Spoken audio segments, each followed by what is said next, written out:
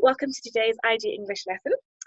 Because the paper 3 IG exam is tomorrow, IG English, we're going to go over paper 3 just to get you into the zone, okay? And I'm sorry if you're so sick and tired of looking at past papers, but this should help you, okay? So let me share my screen and let's go to, first of all, a summary of the syllabus. Now, lots of you will have had a look at this for yourself, but I think it's nice just to go through things, just to clarify things so that you know where you stand, okay? So you can find this online for yourselves. Look for the one that is for November 2019 specifically. And you should get a few hints and tips as to how to approach your paper 3 exam. And before we continue, I just want to confirm that for your exams with Cambridge, you've got to be making sure that you are writing in a dark pen, not a light blue pen, a dark blue pen, or even a black pen, okay?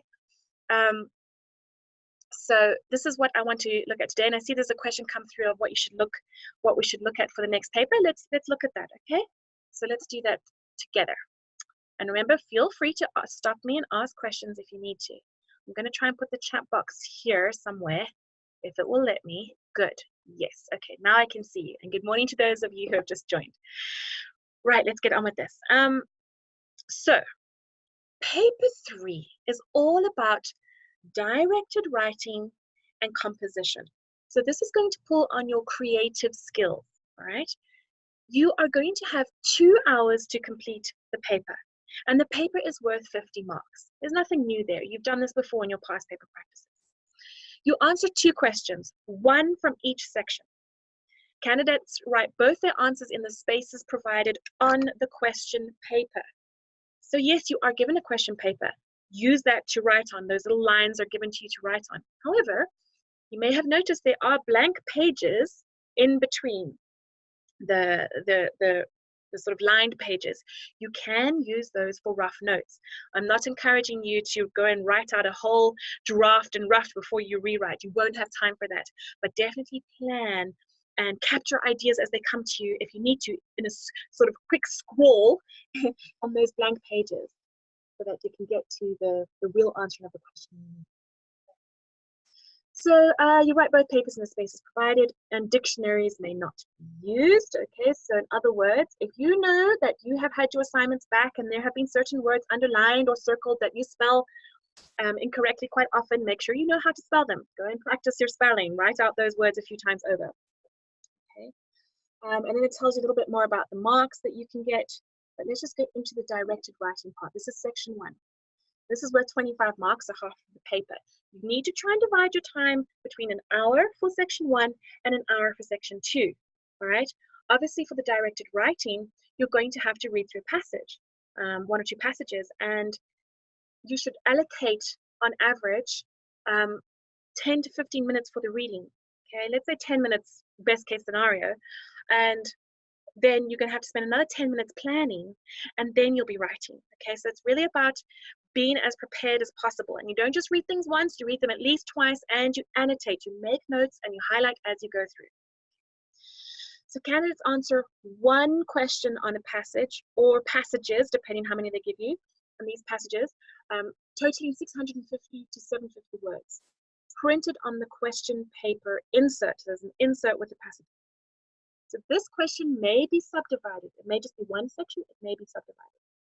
Candidates use, develop, and evaluate the information in a discursive or argumentative letter or article. So go and familiarize yourself with discursive writing and argumentative writing and persuasive language. Look at formats of letters, and by that I don't mean go and look at, oh, there's an address here, and a date there. No, the main thing is, dear whoever, you write the letter and you sign off love from whoever, kind of a thing. You go and look at that, revise the format of a letter, look at articles, newspaper articles, magazine articles in particular, blogs, okay? Because all of these things will generally fall under discursive writing when it comes to articles, mostly because you look at something from various angles. So familiarize yourself with these formats. You have got to write about 250 to 350 words worth. So that's 250 words is about a page. depending on the size of your handwriting, of average sized handwriting. And then if you want to go to 350, you're going to go over. So you're looking at about between a page and a half. But remember, if they've given you the dotted lines only starting at half a page, you've got to make sure you fill that half and the rest with quality ideas. So don't necessarily aim for quantity, it's quality, but within this limit. Okay, don't go over the limit. All right.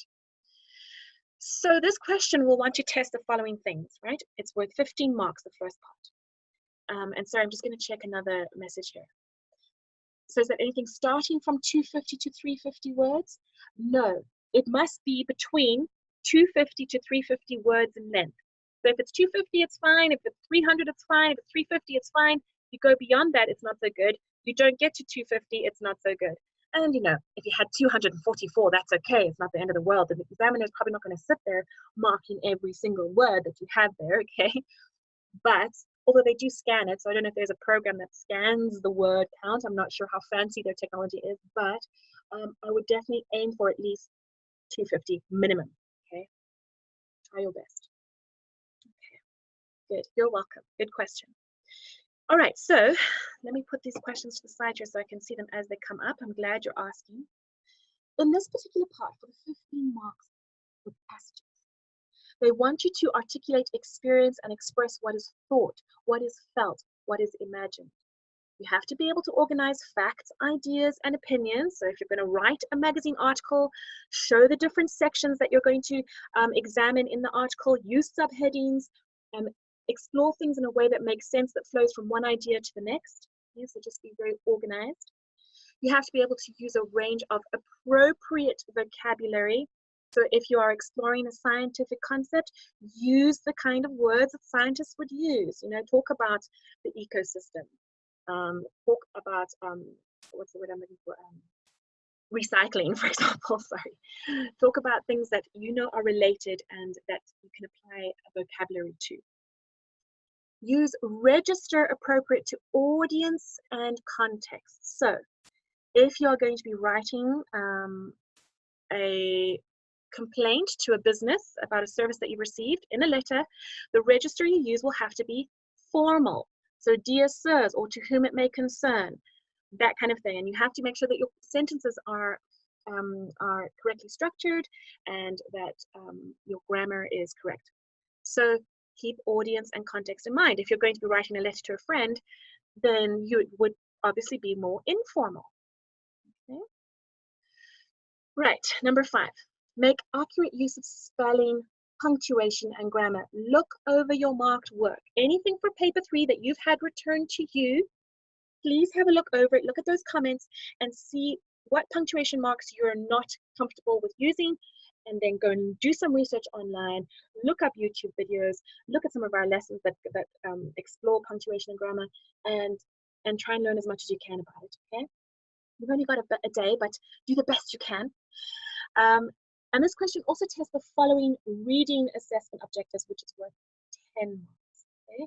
So you've got to demonstrate an understanding of explicit meanings. This is a meaning that is very, very obvious. So he is greedy, for example, all right? We know that the man is greedy. Demonstrate understanding of implicit meanings and attitudes. You would say something like, he's a fat cat, okay, because associations with fat cat being businessmen who are greedy and want money and blah, blah, blah. So that would be an example of implicit. So you've got to be able to show that you understand both of these, and you do this through the way that you convey the information in the format that you're doing it. So in the passage, if there are similes or metaphors, and you've got to rework it into a letter, show that you know what is going on in those similes and metaphors, not by saying, oh, dear aunt, I just read a passage where there's a simile. No, obviously you're not going to do that. You're just going to say, most people do think Simon is a fat cat in the business. Okay, you try and rework it to show that you know what's going on. Analyze, evaluate, and develop facts, ideas, and opinions. So which is very similar to what they want you to do in this particular section, but this was to organize them. So this is about structure, where here it is about understanding, okay? So analyze, evaluate, and develop facts, ideas, and opinions. Right, so that's what you'll do for the directed writing section. So, and here is a message that has come through, thank you. they actually don't disqualify you if you go above the word count, but they kind of use it as an indication that you don't know how to write concisely. Yes, so you would still be penalized in some way. So you're not disqualified, but you might be penalized because you are not adhering to what the question is asking you to do. Instructions. Cambridge is very pro following the instructions. That's why when you get a question, you break it down into those very specific ideas so that you know that you are following the instructions. Okay, thank you. Very, very helpful. Thank you. Okay, so candidates answer one question in the composition section, one question from a choice of 2 descriptive and 2 narrative titles. So you've got to give one answer to these, okay? So you're going to choose. Candidates write about 350 to 450 words. This question tests the following writing assessment objectives, and this is very similar to what we've looked at here. It's the same kind of ideas. You've got to know how to approach things methodically. You've got to use a wide range of vocabulary. You've got to know that your piece is aimed towards the right audience, etc., etc., and your grammar and spelling and punctuation have to be correct. So you're using the same skills, but just in 2 different contexts. Now, let's go to an example of a paper 3 exam. This is the kind of thing that you'd be looking at. You'd be given an insert, and this is where the passages are located. And let's go down a bit. This is a 2019 past paper. And you would be told to read 2 passages, for example here, carefully, and then answer question 1 on the question paper. And it gives you a little brief synopsis of what this extract is about. In this article, the writer discusses the experience and benefits of going to university, and then it goes into it. We won't look at that right now, but what I would like to look at is, okay, so those are the 2 extracts there, and here's another one. In the extract from a different article, 3 young people explain why they won't be applying for a university place. So you've got 2 different viewpoints that are given. Why university if they want to go to university, and why they're not going to bother. So let's go down to the question. How do you approach the question? Well, first of all, you follow everything I say. Read carefully the 2 passages in the reading book insert, and then answer section 1, question 1 on the question paper. Directed writing. Question 1. Imagine that you are trying to decide whether or not to apply for a university place. A relative has sent you the information in the 2 passages. Okay. Before you have even moved on to another part of of this question, what do you think is the kind of writing they will want you to employ in this particular letter, just based on what we've looked at here? This is one part of the question. What kind of writing will you have to produce? Formal. Okay. Write a letter to your relative. We haven't looked at that part yet. I'm not talking about register. I'm talking about type of writing. Okay, let me put it this way. Would it be informative writing? Would it be persuasive writing? Would it be narrative writing? What is it going to be here? Based on what we're given here. There will be persuasive in it. Why? Who's trying to be persuaded? Informative and persuasive. Informative. Okay, so I've given you some options, none of which are actually the answer. Okay, don't worry, guys. It's going to be discursive. It's going to be discursive because, why do I say discursive? Because imagine that you are trying to decide decisions, weigh this against this, and look at both sides of things and come to a conclusion. That's what we do in discursive writing, don't we? Right? So from this little bit alone, you should already have a strong indication of the kind of writing that you're going to be expected to produce. Imagine you're trying to decide whether or not to apply for a university place. A relative has sent you the information in the 2 passages. Write a letter to your relative. So this is somebody that knows you, somebody that you're familiar with, but that you could still respect. I mean, if it's an aunt or an uncle or a grandparent, you would still want to sound quite respectful, but you would be able to show them some sort of emotion because they are a relative, which you probably wouldn't do in a more formal job application kind of letter, for example. You wouldn't show emotions. you'd be more businesslike. So write a letter to your relative in response to what you have read. In your letter, you should, and this is giving you your focus. Remember, you've got to always break the lesson down or your letter down into the focus. You have to, number one, evaluate the opinions and ideas about going to university in the two passages. So that means you're going to weigh them up. You're going to evaluate which ones are worthy, which ones are relevant for you as this imaginary speaker and or writer, and why they would work for you. So evaluate opinions and ideas about going to university in the two passages. And then you're going to explain whether or not you think going to university might be useful for you. Okay. So in other words, you're going to come to some sort of decision at the end. And remember, with discursive writing, you look at one side and another side, and you kind of do that throughout. Or you can look at one argument, one position and another position, and then you come to some kind of conclusion that you reveal at the end. And that's precisely what you're going to do here in this letter. Okay, so that's why I'm saying it's discursive. Okay. Base your letter on what you have read in the article and extract, but be careful to use your own words. And that would probably happen when you are talking to a relative. I mean, if you were to read these two things for yourself and you went to discuss it with a friend or your parents, you wouldn't put it in a strange and awkward way where you replicate the words. You would just talk to them as I'm talking to you. So in other words, make it sound realistic. So be careful to use your own words. Address each of the bullet points. So don't leave any of these aspects out in the letter. Begin your letter, dear whoever it is, okay, dear aunt. And like I say, do not worry about putting addresses or anything like that or a date, as long as they know that it's a letter format, because you've got the dear, you've got the address, the introduction to, the dear, and you've got the sign off at the end, shows that you know what a letter format should look like. You know you're going to have paragraphs because letters are generally broken into concepts, sections that are explored on some level. Write about 250 to 350 words. Okay, and then up to 10 marks available for content and 15 marks for quality. Okay, so ideas and quality of writing. Now, before I move on, a question has come through. What about headings in articles? Good. So remember, with an article, you will have a main heading. For example, measles, a childhood, let's be dramatic, a childhood enemy, okay? Let's say we're going to just look at measles. Let's just say childhood friend or enemy. We'll keep it discursive. Childhood friend or enemy. There's your title. You've got a main heading, a title to your article. Then you have a little introduction.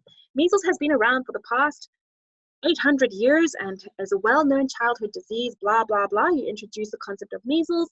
Then you're going to come into some subheadings that you will break the topic down into. So, symptoms of measles, treatment of measles, and what's the word that I want to use? Vaccinations or prevention of measles. Okay, I'm giving you some very basic ideas. So how do subheadings work? So, sorry, you would never have this little dash that I've put there. I'm just showing you. So subheadings break up an article into sections. I want to introduce, first of all, the concept of measles, let's say. Then I want to look at very specific things relating to measles that might interest you as a magazine reader or an article reader. So I'll have a heading, symptoms of measles. And then I'll explain what the symptoms are. Symptoms of measles usually range from flu-like symptoms to red eyes to a rash on your chest or whatever it is. Okay, so you would go into details for that section. Then you'd move on to the next subheading, treatment of measles. If you have measles or you suspect you have measles, you must see a professional straight away, etc., etc. Treatment usually takes 2 weeks with the course of antibiotics, blah, blah, blah. So can you see how you break down your article into separate sections that you're going to be looking at? And should there also be columns? No, because it is just not practical to have columns. Yes, I know that in a magazine you'd have columns, and we're talking about print here. But if you look at online articles, for example, they aren't divided into columns, they're just paragraphs. Okay, so you just want to replicate paragraphs, and yes, you can have some subheadings for each of the main ideas you're going to look at, as long as you have an introduction of some kind to the topic before the first subheading. You don't just have a subheading after a title. You have some kind of introduction, you break it up into whatever ideas you want to focus on, and then you come to a conclusion at the end.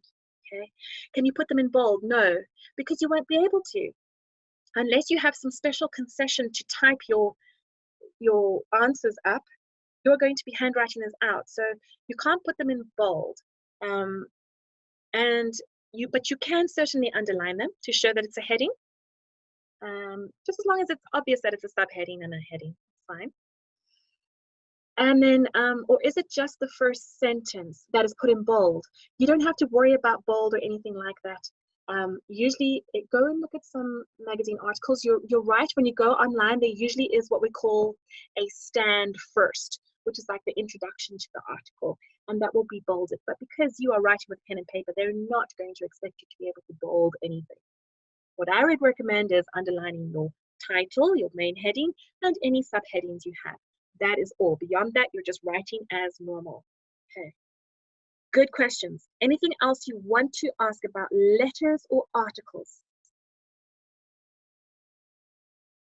No, you're so welcome. Thank you for asking questions. It's brilliant. I'm so glad to see that. Okay, so like I say, you'll be given these little dotted lines where you can write, and there's a few pages. I've taken out the blank ones here because I don't want them to interfere with our lesson length, but I did want to show you the blank page that you can just make your own notes on, okay?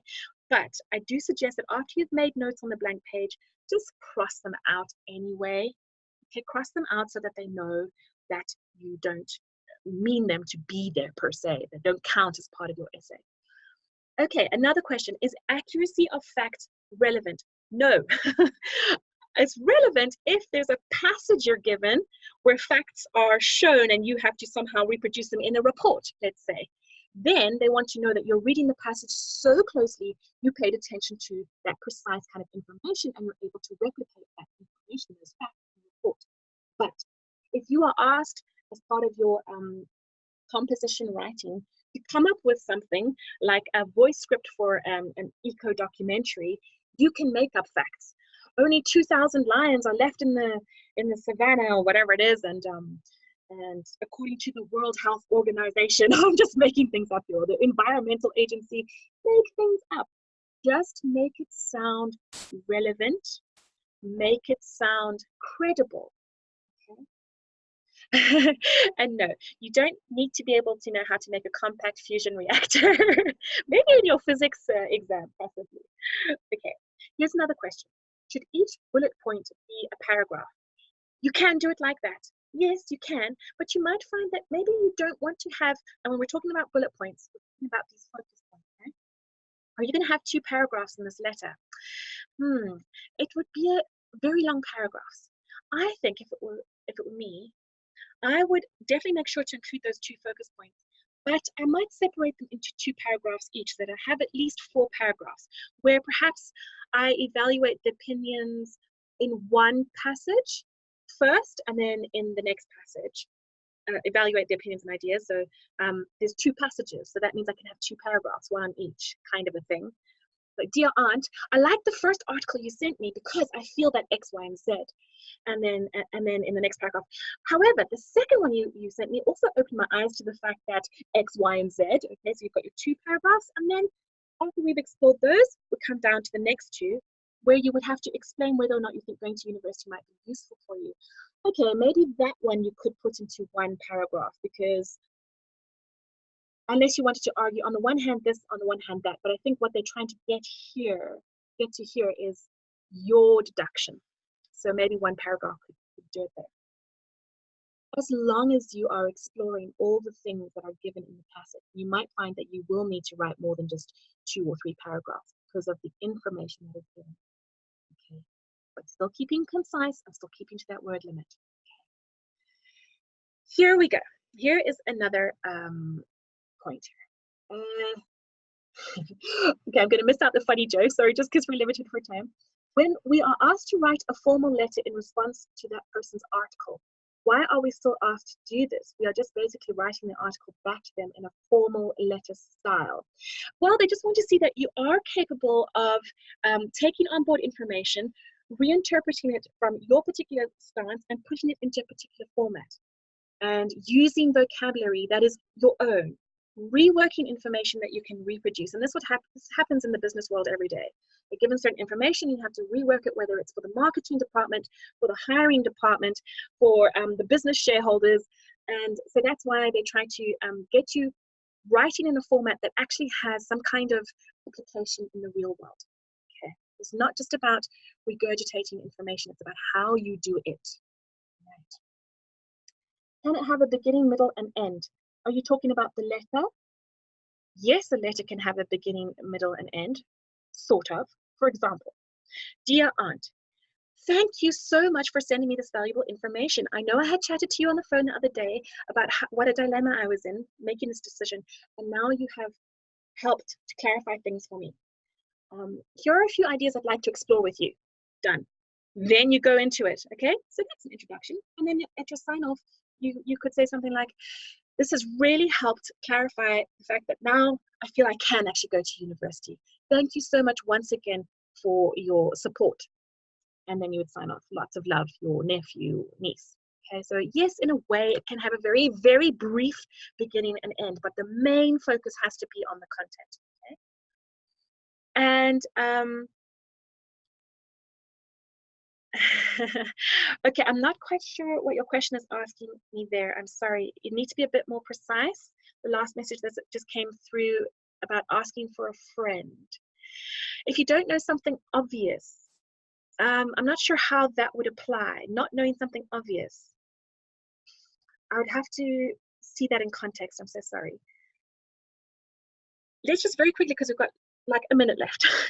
You'd have your composition as well, okay? And you're going to have to choose to do one of these. Write about 350 to 450 words on one of the following questions. Okay? So my advice to you would be, are you better at descriptive writing or are you better at narrative writing? Have a look at your past papers and decide for yourselves.